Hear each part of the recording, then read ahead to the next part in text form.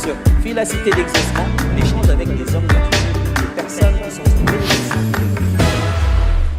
Bonjour bien-aimés dans le Seigneur, c'est une grande joie de vous recevoir encore une fois dans cette émission que nous appelons Échange. Je suis Véronica Kayembe, c'est un plaisir pour moi d'échanger avec vous et de pouvoir recevoir pour vous une artiste que vous connaissez déjà sûrement si vous êtes membre de Fille la Cité d'Exaucement ou des églises de Kinshasa ou particulièrement de la francophonie. Je suis sûre que vous avez déjà eu l'opportunité non seulement de voir ce beau visage, mais particulièrement d'être béni par la belle voix et la grâce qui est déposée dans cette artiste qui est Gisèle Délémé. Gisèle, comment vas-tu? Je vais très bien et toi?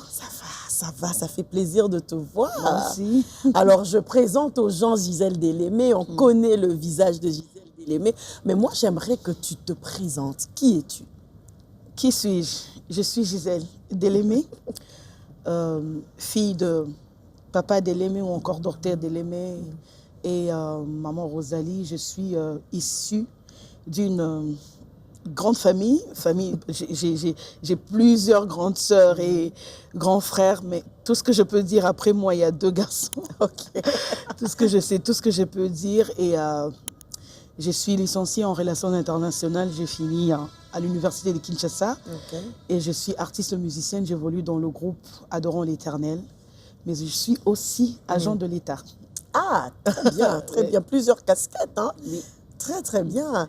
Et c'est intéressant. Est-ce que tu as autre chose à nous dire? Apparemment, tu avais encore un truc à dire.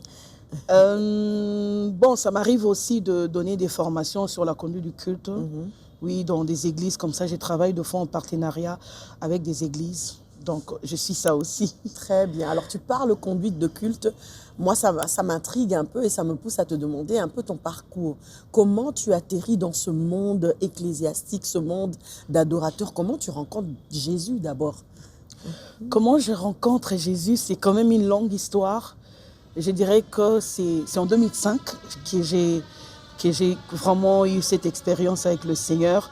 Mais bien avant, je pense que j'habitais chez ma tante. Mon oncle et ma tante aimaient bien le Seigneur. Ce sont des personnes qui aiment vraiment le Seigneur. Et à chaque fois, ils insistaient. Ils voulaient à ce que je me donne. Et moi, comme je ne connaissais pas le Seigneur, je ne savais pas quoi faire. Alors, tout ce que je faisais, c'est chanter. Et je savais un tout petit peu chanter. Et à chaque fois qu'on se réunissait pour prier, par exemple, à la maison ou encore à l'église, tout ce que moi, je faisais, c'est chanter. Et puis, il y a ma tante qui me dit, bon, au lieu de passer ton temps à chanter ici à la maison, pourquoi ne pas le faire à l'église? Et c'est comme ça qu'elle m'a inscrite à la chorale de mon église. Je n'étais pas encore convertie. Okay. Elle m'a demandé de rejoindre la chorale et j'ai commencé à la chorale. C'est juste après, c'est en 2005 que j'ai vraiment pris la décision de recevoir le Seigneur. Ce qui est vrai, ce n'était pas du tout facile parce que, bon, c'était pas vraiment mon monde. Okay. Je partais malgré moi parce que ma tante était tout le temps derrière moi, mais c'était pas du tout mon monde, quoi. Et finalement, en 2005, j'ai rencontré le Seigneur lors d'une réunion de la jeunesse. Okay. Lors d'une réunion de la jeunesse. Et qu'est-ce qui t'emmène au Seigneur? Qu'est-ce qui te touche par rapport au Seigneur? Qu'est-ce qui me touche? Oui, qui te pousse à te dire, je dois lui donner ma vie. En tout cas, si je dois répondre à cette question, je dirais que c'est l'amour. Cet amour, je l'ai ressenti au travers des personnes qui étaient autour de moi. Je n'ai pas encore vu Jésus, mais je peux ressentir l'amour de Jésus à travers des gens que le Seigneur a placés sur mon chemin. Okay. J'étais entourée des bonnes personnes, des personnes qui m'aimaient, et des personnes qui aimaient le Seigneur, qui voulaient me montrer à quel point le Seigneur m'aimait aussi. Okay. Ce sont des personnes qui étaient très patientes envers moi. Ils acceptaient tout ce que je faisais. J'étais quand même orgueilleuse, je dirais. Je n'aimais pas avoir des amis, que ce soit à l'église ou encore dans le milieu chrétien. Je ne voulais pas avoir des amis. Mais c'était des personnes qui étaient très patientes. Et en particulier, une personne, c'était mon président de la jeunesse. Il était vraiment très patient envers moi, jusqu'au point où un jour, je me rends compte que j'avais repris l'année à l'université. C'était pas facile pour moi parce que c'était une première fois. Et il est venu me rendre visite à l'hôpital. Il a passé presque toute la journée avec moi à l'hôpital. Et on a passé un moment agréable, on parlait, on discutait. Il me parlait de Jésus aussi. Et après, je me suis dit, mais pourquoi ne pas aussi me joindre à eux, finalement, je trouve qu'il est attentionné, pas seulement lui, mais d'autres aussi. Je trouve qu'ils m'aiment vraiment, ils ont toujours été là. Pourtant, quand ils ont besoin de moi, moi, j'ai toujours été absente. Et c'est après ces moments-là que j'ai vraiment décidé de participer à la réunion de la jeunesse, par exemple, aller en retraite, passer ces temps avec eux. Et c'était des moments agréables. J'ai tout simplement trouvé l'attention, l'amour de Jésus à travers des personnes qui étaient autour de moi. Mais c'est merveilleux à entendre ton parcours parce que de nos jours, dans les églises, on a l'impression que c'est le waouh, c'est les mystères, dans les révélations, dans les prédications, les miracles, les prophéties qui emmènent les gens à Christ. Mais ton témoignage, en fait, il me touche parce que ça nous ramène au fait que Dieu est amour. Et c'est vraiment la base de sa nature qui t'a juste touché et qui a fait de toi ce que tu es devenu aujourd'hui. Exactement, ça fait de moi ce que je suis aujourd'hui.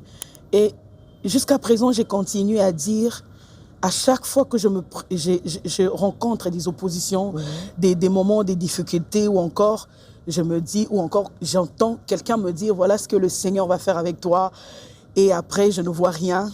Des fois, ça m'arrive de me décourager. Mais il y a toujours cet amour qui revient. Et ça me pousse à dire à Dieu, je sais que je n'ai pas tout. Mais rien ne pourra changer l'amour qui est entre toi et moi. Même quand je ne veux rien recevoir, ça ne changera jamais la relation qu'il y a entre nous. Parce que notre relation est basée sur l'amour. Au départ, tu as commencé par me dire que tu m'aimais. Tu ne m'as pas promis des voitures, tu ne m'as pas promis des maisons. Tu m'as tout simplement dit que tu m'aimais et que tu avais besoin de moi. Et je pense que je m'accroche à cet amour, à cette parole qui revient toujours à chaque fois. Même quand je sens que je me décourage, je me dis, non, il y a quelqu'un qui m'aime pour de vrai. Ça se sent dans ta voix, les larmes te montent aux yeux, cet amour est tellement fort. Oui, exactement, exactement. Wow. Dieu est, il est tellement amour, je ne sais pas comment le dire, mais son amour est incommensurable. C'est vraiment inexplicable. Je ne sais pas comment expliquer l'amour que je ressens pour le Seigneur. Il a toujours été patient envers moi. Toutes les fois où j'ai été têtue, toutes les fois où je me suis opposée à ses décisions, il a toujours été là. C'est comme s'il s'est dit, bon, je suis là, je t'attends. Tu peux partir, mais tu vas revenir. Et quand je reviens à ses pieds, il ne me juge pas. Il ne me juge pas. Il me dit, tu es toujours ma fille.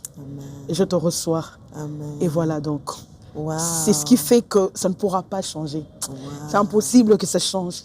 Non. Ça m'interpelle. J'ai envie de dire à quelqu'un à ce stade, il t'aime et il est patient. Peu importe. Si Gisèle, ça fait combien d'années que tu connais Jésus, que tu as donné ta vie à Jésus? C'est depuis 2005. Depuis 2005, donc ça fait 19 ans. 19 ans. Mais quand tu en parles, tu en as les larmes aux yeux, tu es tellement touché. Son amour est là. Si tu ne ressens pas son amour maintenant, on te dit, il est disponible. Donne ton cœur à Jésus, parle-lui. Il peut te donner ce style d'amour qui fait chavirer ton cœur, en fait. Peu importe le moment, peu importe la circonstance, tu sens qu'il y a un amour parfait. De fois même, on pense que l'amour, c'est... ou encore l'attention des dieux, ça va au niveau du matériel. On pense que quand on a des voitures, on a des maisons, on a cette occasion de voyager à tout moment, on pense que c'est ça. L'amour de Dieu, c'est plus que ça. C'est quelque chose qui t'apporte une paix même dans le trouble. Pendant que tout le monde se pose des questions, toi, tu es calme dans ton coin. Tu te dis, je sais en qui j'ai cru. Et je m'attache à lui. Et des fois, tu ne reçois pas beaucoup, mais tu reçois le nécessaire. Et c'est cet amour qui t'a emmené à Gaël et à Phila. J'ai presque envie de poser la question. L'œuf et la poule, qui est venu en premier, Gaël ou Philacité d'exaucement? C'est Gaël d'abord, c'est Gaël avant tout. Donc, l'amour de Dieu te pousse dans Gaël très rapidement? Oui, l'amour de Dieu me pousse dans Gaël. Bon, pour être sincère, c'était pas du tout l'amour de Dieu. C'était l'amour de Dieu, mais ce n'est pas ce que moi je voulais. Des fois, moi personnellement, ça m'arrive de ne pas vraiment comprendre l'amour de Dieu, comment ça fonctionne. Des fois, ça change. Je me dis, Seigneur, c'est toujours toi ou c'est quelqu'un d'autre? Mais des fois, je me rends compte que le Seigneur m'envoie sur un chemin que je ne veux pas. Je ne voulais pas. Je dis, non, non, non, pas là-bas quand même. Parce que je ne voulais pas être dans Gaël. Moi, personnellement, c'était pas mon coup de cœur dans la musique. Moi, j'avais des penchants sur la musique de Papa Koul Matopé, de la sœur Sandra Mbouyi. Moi, c'était vraiment les genres de musique que je voulais écouter. J'ai même eu une fois rencontré la sœur Sandra, que je lui ai dit, j'aimerais travailler avec vous et tout. Et le frère Koul Matopé, le jour où on s'est rencontrés, je ne savais même plus quoi dire. Je le regardais comme ça, je ne savais même pas quoi dire. Et il m'a souri, il m'a dit, ça va? Je ne savais même pas comment répondre. Mais le Seigneur me voulait dans Gaël. Et je me souviens que ma mère me disait toujours, je vois toujours papa allait venir te chercher. J'ai dit, non, non, tu ne vois pas bien, c'est le frère Koul Matopé plutôt. Et c'est comme ça que ça a commencé. Donc, et le Seigneur a voulu que je sois dans Gaël. Ok. Oui. Et de Gaël, comment tu atterris donc à Fila Cité d'Exaucement? Oh, c'est une longue histoire. Bon, donne-nous un petit aperçu. C'est depuis 2014 que j'ai commencé à Philadelphie, à la grande famille de Philadelphie. À l'époque, on Près était... voilà. Dédoublement. Oui, exactement. Et après dédoublement, je dois être sincère, j'étais d'abord de l'autre côté à Gombe. Et si j'avais pris la décision de rester à Gombe, c'était seulement par rapport à la distance de là où j'habitais et puis l'église. À cette époque-là, je n'avais pas du boulot, je ne travaillais pas. Je me disais, avoir un transport tous les jours jusqu'à Funa, c'est trop loin pour moi. Ça va quand même peser sur moi et tout. Je préfère aller à Gombe, c'est plus près. Et c'est là-bas que je commençais et tout. Et puis après quelques temps, le Seigneur a voulu que je sois à Funa. C'était quand même pas facile parce que j'étais déjà habituée à Gombe. C'était pas facile pour moi. C'était une décision pas du tout facile. Ça m'a pris du temps, des temps de prière, des temps de... Je me suis retirée un moment, prier pour demander vraiment à Dieu s'il voulait vraiment que j'aille à Funa. Et puis j'avais des confirmations par moi-même et puis par d'autres personnes qui étaient autour de moi qui me disaient tout le temps, le Seigneur te veut là-bas. Okay. Tu dois aller là-bas. Waouh. Et tu arrives, moi je me souviendrai toujours un culte, je ne sais plus c'était quand, mais j'étais arrivée, mais abattue avec des choses qui me pesaient, et tu commences le culte avec Moya Noli. Et je ne peux pas dire si j'ai décollé ou je ne sais pas ce qui s'est passé, mais il y a quelque chose qui sortait de toi, qui émanait de toi, qui n'a pas embrasé simplement la salle, mais j'avais l'impression que c'était pour moi. C'est quoi ta relation avec ce chant? Allez, on atterrit là comment? Ouais, Moya Noli, c'est... Cette chanson, finalement, j'ai dit toujours que le docteur me l'a arrachée. En réalité, c'était ma chanson. C'était ma chanson. Mais peut-être, je ne sais pas si j'étais distraite ou comment. Et le Seigneur a voulu que ça commence d'abord par le docteur. Je me souviens encore, c'était un dimanche. C'était vers 5h45 ou 50, je reçois l'appel du docteur. Et il me dit, je vais t'envoyer une chanson, tu vas prendre le temps d'écouter. Et après, tu me diras quoi. J'ai dit d'accord. Il m'a envoyé la chanson. Quand j'ai commencé à écouter la chanson, je me suis mise à pleurer directement. Parce que j'ai passé un temps très dur dans ma vie.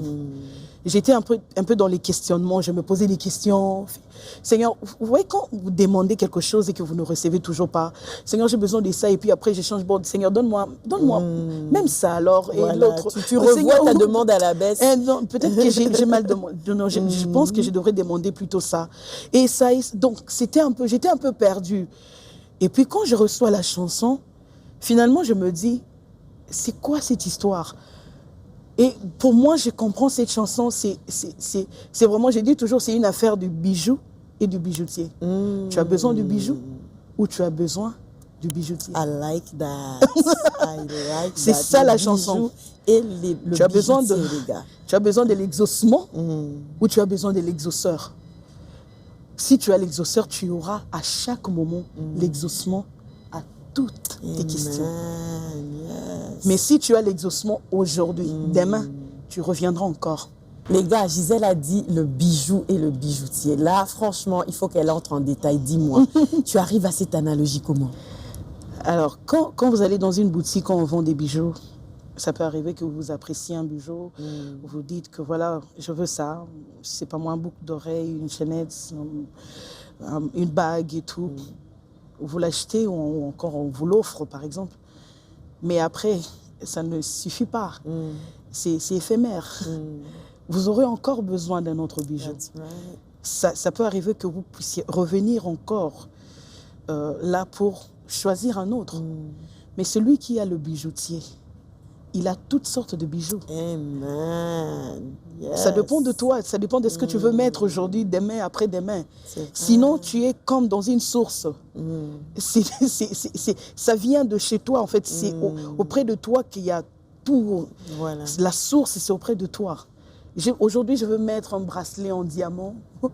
Tu le mets. Demain, tu dis, je veux ça. Tu le mets. Le lendemain, tu n'as pas besoin de courir, de t'efforcer, tout. Parce qu'il vit en toi, il vit là à tes côtés. That's right. Quand à chaque fois que tu auras besoin de quelque chose, il te le donnera. Très facilement. Hein? Tu ne Très t'attaches facilement. pas à lui seulement pour ça, mais c'est lui que tu veux. Et lui, c'est un tout. Le bijoutier, c'est un tout. Tu auras toutes sortes de bijoux. Amen. Et moi, je prends le bijoutier comme notre Dieu. Dieu est un tout. En Dieu, il y a le mariage. En Dieu, il y a les enfants. En Dieu, il y a la vie éternelle. En Dieu, il y a des voitures. Tout ce que tu veux, tu le trouveras en Dieu. Alors dis-moi, tu veux une voiture ou tu veux Dieu? Et même au-delà, quand tu bâtis la relation avec le bijoutier, même quand tu ne demandes pas un bijou, par amour pour toi, il peut t'en faire un Exactement. que tu ne pensais pas avoir, qui n'existe pas. Exactement. Donc c'est vraiment, waouh. Toujours dans ces Wow. cadres d'amour, C'est profond, ça. il t'offre des cadeaux comme ça. Ça, c'est pour toi. C'est bien pour toi. Ça nous arrive comme des enfants quand on reçoit nos parents. Quand nos parents reviennent du boulot, par exemple, ils viennent avec un sachet. On se précipite, on court vers le sachet. Et des fois, on oublie même que papa était là. Voilà. Et comme les enfants, tu sers ton père et puis après, papa, il y a quoi? Qu'est-ce que tu as amené? Et puis, tu récupères le sachet. Mais des fois, le père aussi se pose des questions. Et moi alors? Tout ce qui vous intéresse, c'est le sachet. Et moi, la personne. S'il y a un gâteau, tu vas manger les gâteaux, ça va finir. Après, tu reviendras encore.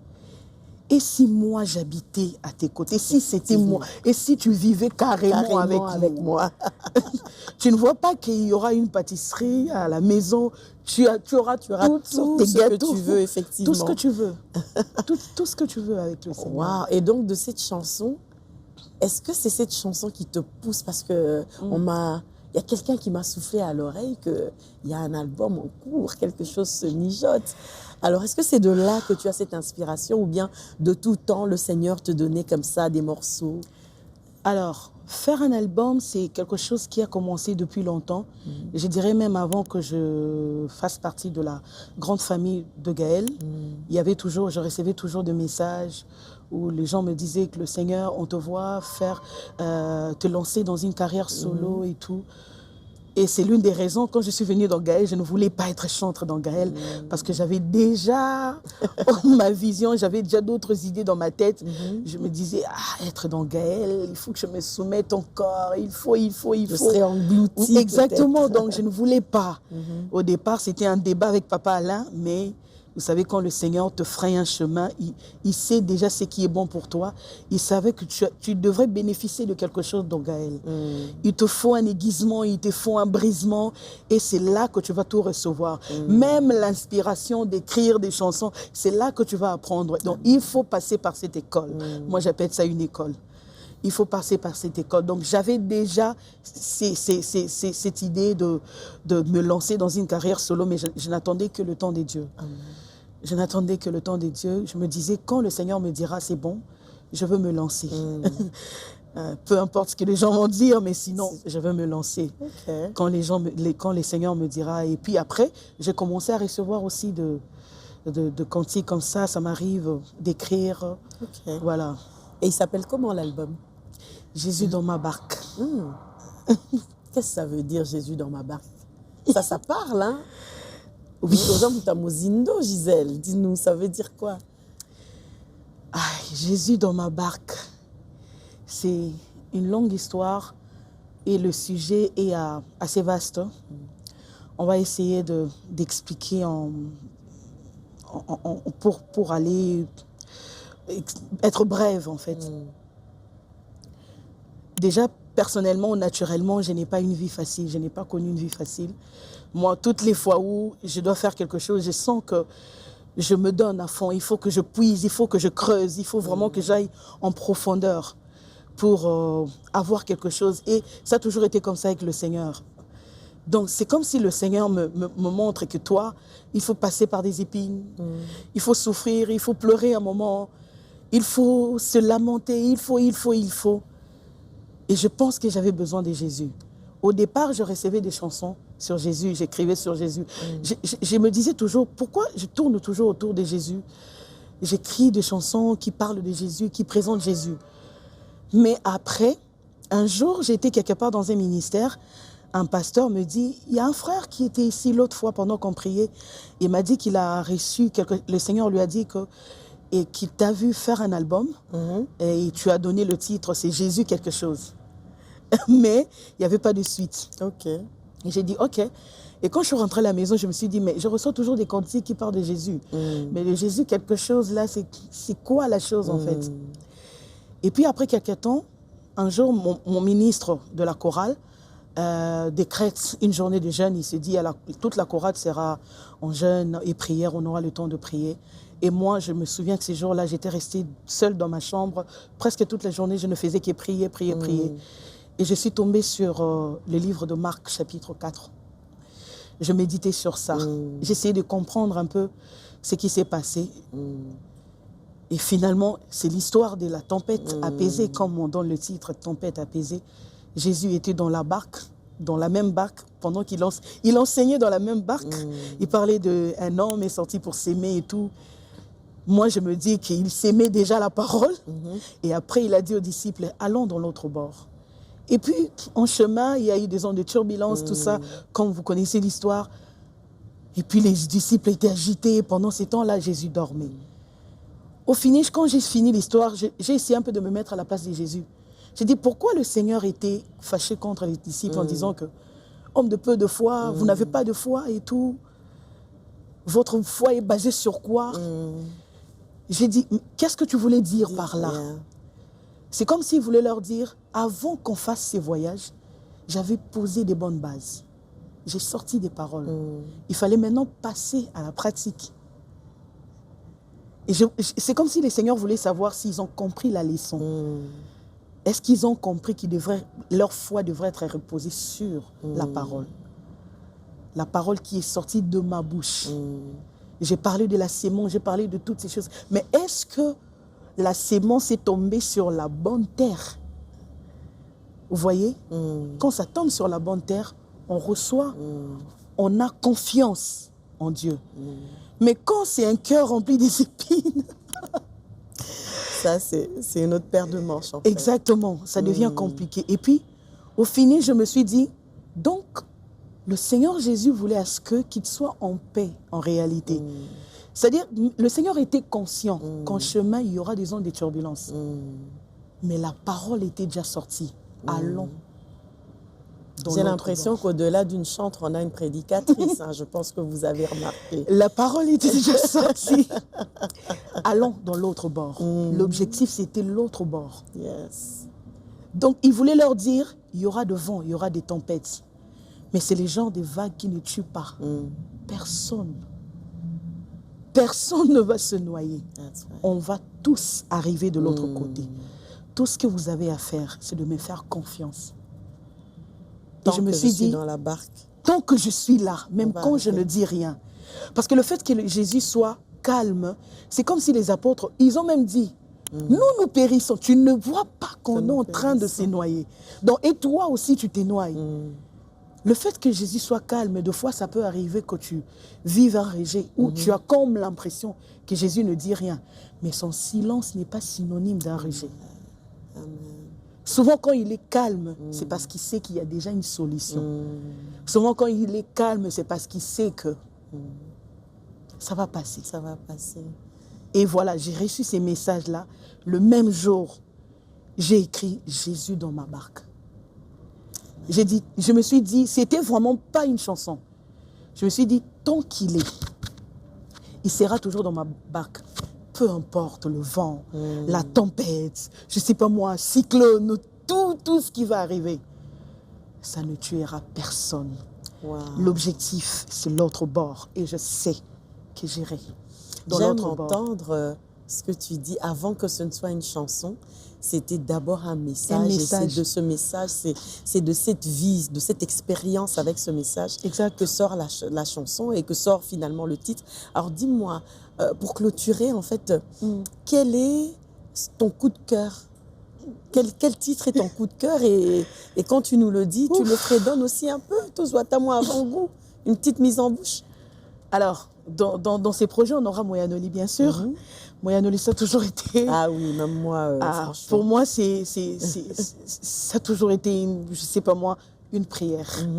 À chaque fois que j'ai besoin de Dieu ou de quoi que ce soit, je reviens toujours. Je chante ça personnellement et ça me rassure. Et quand j'ai reçu en fait ces messages après avoir médité, après la méditation, j'ai écrit une chanson. Ok, Et j'ai nommé cette chanson « Tu es là ». ok. Dans cette chanson, j'ai dit, même quand le vent souffle sans fin et qu'au fond de moi, l'espoir s'est envolé, ta présence me dit, ne crains rien. Le fait que tu sois là, ça me dit, c'est un message pour me dire, ne crains rien, je ne t'abandonnerai jamais. Lorsque les choses semblent aller à l'encontre de tes promesses pour moi, ta présence me dit, c'est la bonne voie. Pourquoi j'ai dit c'est la bonne voie? Parce que je me dis, certainement qu'à pendant que la vague frappait très fort, certainement les disciples se posaient des questions. Est-ce que c'était une bonne idée de partir? Certainement qu'ils s'est posé des questions. Mais Joe, et puis pendant ces temps-là, lui, il dort. Ah ça? Il dort calmement. À l'aise. Il dort calmement. On est dans quoi là? Mais ça peut nous arriver dans notre vie. Tu sens que Dieu est dedans, Dieu est dans cette affaire. Le choix a été fait par lui. Mais tu arrives à un certain moment, tu te dis, c'est toujours le même homme que le Seigneur m'avait donné ou c'est quelqu'un d'autre. Mais le fait que Jésus soit là, sa présence me dit, c'est la bonne voie, vas-y. C'est quoi tu là sur moi vocal quoi? Hein? Alors, tu es là, tu es là. Dans la barque qui m'emmène, et j'attendrai l'autre bord, car tu fais taire toutes mes tempêtes, en toi je me confie. Ça, ce n'est qu'un refrain. Waouh, les gars, en fait, il faut entendre la vibration de sa voix. Amazing. Gloire à Dieu. Amazing. Que Dieu te bénisse. Amen. J'ai Amen, hâte, maman. franchement, j'ai hâte. Parce qu'entendre comment tu chantes en live comme si c'était en studio, je me demande bien une fois que ça sera dans le studio, après mastering, ce que ça va donner. Gloire à Il y a Dieu. une onction qui se dégage. Ouais. Mes frères, mes sœurs, notre artiste est là. Elle va lancer cet album. Moi, je sais que je vais l'acheter. Bientôt, ça sera dans vos bacs. Bientôt en streaming. Vous aurez l'opportunité de pouvoir télécharger sur toutes les plateformes possibles. Nous allons vraiment être avec Jésus dans la barque. Pour moi, en tout cas, j'ai déjà Jésus dans ma barque. Amen. Alors, Gloire à je Dieu. t'invite à avoir aussi Jésus dans ta barque. Amen. Que Dieu vous bénisse. Merci d'avoir été avec nous pour cette édition d'Échange.